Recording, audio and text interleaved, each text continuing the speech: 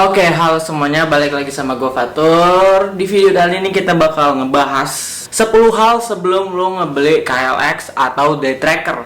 Oke, daripada lama, langsung aja.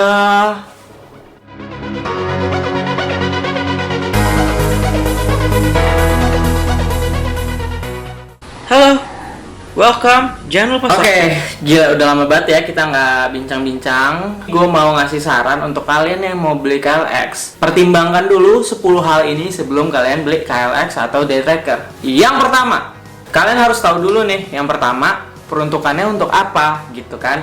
Jadi gini, kalau misalnya kalian mau beli KLX, ya kalian harus tahu KLX itu kan peruntukannya untuk dual road ya. Mau dipakai aspal oke, dipakai untuk trabas-trabas juga oke. Cuman untuk KLX sendiri itu kan lebih diperuntukkan untuk yang jalannya tanah gitu ya, nggak yang aspal banget. Soalnya pemakaian gua memakai KLX di aspal itu kadang ngeslip kalau lagi hujan. Sedangkan ban yang untuk perkotaan aja masih ngeslip, apalagi ban yang kayak ban tahunya KLX itu. Dan kalau misalnya kalian mau beli untuk perkotaan, ya gue saranin day tracker, udah paling bener dah itu. Jalanan untuk aspal ya kita pakai ban-ban yang kayak gitu.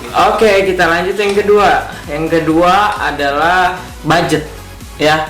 Kita tahu lah, untuk harga KLX yang paling murah itu lebih murah daripada harga day tracker. Tapi untuk KLX paling mahal itu lebih mahal dari day tracker SE gitu. Nah, untuk KLX sendiri kan banyak ya, maksudnya dari yang S, L, terus BF, BF SE, BF SE Extreme yang paling mahal. Terus kalau day tracker ya day tracker sama day tracker SE gitu kan. Nah, untuk budget kalian tuh ada di range yang mana gitu sih. Jadi tentuin dulu budgetnya, kalian punya duit berapa gitu kan. Setelah yang kedua budget, yang ketiga adalah pajak. Kenapa? Karena semakin besar cc-nya suatu motor, mobil, itu pasti pajaknya juga lebih gede karena terpengaruh sama jual barang dari motor atau mobil tersebut gitu.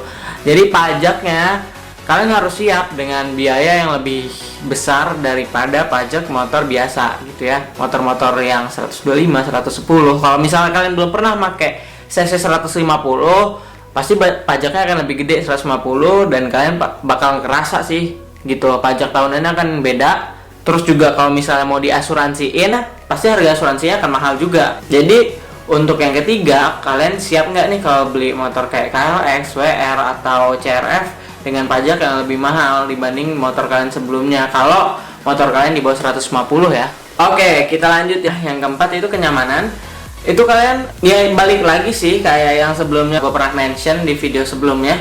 Kalau kalian pakai KLX di perkotaan itu kalau hujan itu agak rebek, kayak ngeslip gitu loh bannya, dan itu bikin gak nyaman. Jadi kalau untuk kenyamanan ya balik lagi peruntukannya buat apa nih, KLX untuk di jalanan kah atau untuk di perkebunan, itu harus balik lagi ke kalian. Kira-kira itu sih yang keempat.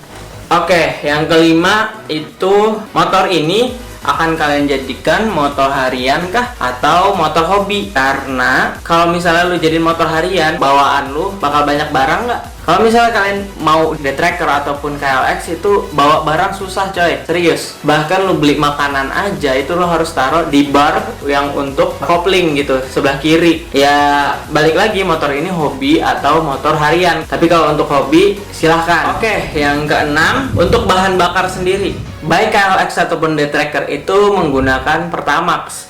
Karena kan untuk kompresi sendiri itu sudah direkomendasikan oleh engineer-nya Kawasaki gitu. Kalau KLX harus pakai oktan di atas 91 dan Pertamax 92. Jadi lebih baik dikasih Pertamax dong. Terus kalian siap nggak nih untuk selanjutnya bakal pakai Pertamax dari awal beli sampai seterusnya gitu? Karena kan ya Pertamax nggak subsidi, jadi harganya pasti lebih mahal dibandingin sama kayak premium, Pertalite ya kan.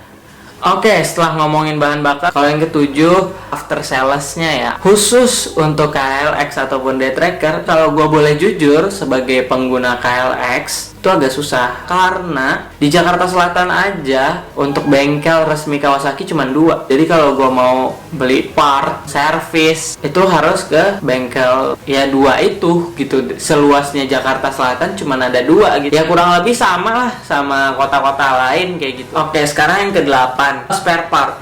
Untuk spare part sendiri, Kawasaki tuh kalau gue boleh bilang ya lebih mahal dibandingkan dengan motor-motor pabrikan Jepang lainnya gitu.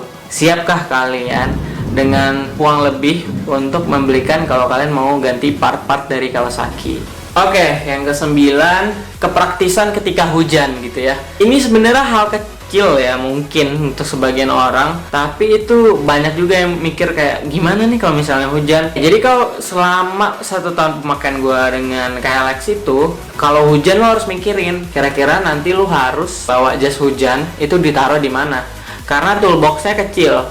Terus juga kalau misalnya hujan juga praktiskah bagian bawah celana lu bakal habis, dan juga kalau misalnya spakbor belakangnya lu ganti sama yang aftermarket, gue yakin belakang lu akan kena banyak lumpur-lumpur sih. Sebagai pemilik KLX aja tuh ngerasa nggak praktis sama sekali deh KLX kalau dibawa hujan-hujanan. Jadi kalau kalian mau beli, ya dipikirin dulu yang kayak gitu. Kalian siap nggak dengan konsekuensinya? Kalau kalian siap, ya silahkan beli aja sih. Ini nggak penting-penting amat, tapi untuk sebagian orang yang suka modifikasi, untuk part modifikasi dari KLX itu lebih susah dibandingkan dengan CRF. Kenapa gue bilang kayak gitu? Kemarin gue sempat nyari lampu misalnya SRX yang nyatu sama spakbor belakang. Untuk CRF tuh banyak banget tipe-tipe untuk lampunya, dan kalau KLX ya SRX-nya cuma 1 itu bentuknya. Kalaupun ada beda warna doang udah. Jadi kalau untuk modifikasi ya coba aja cari dulu kalian kira-kira kalau mau beli CRF, KLX, atau WR, nanti aftermarketnya ada nggak yang kalian mau. Yang kayak gitu-gitu coba dipikirin aja kalau emang kalian anak modif ya tadi. Oke, jadi itu aja 10 saran yang gua saranin untuk semua yang mau beli KLX ataupun Day Tracker. Itu based on my experience ya, dari pengalaman gue selama make. Kalau misalnya kalian setuju, nggak setuju, langsung aja hit the comment section below. Nggak apa-apa, kita sama-sama berbagi pengetahuan juga ya. Selama ini gue pakai KLX sih itu yang kira-kira harus gue sampein untuk calon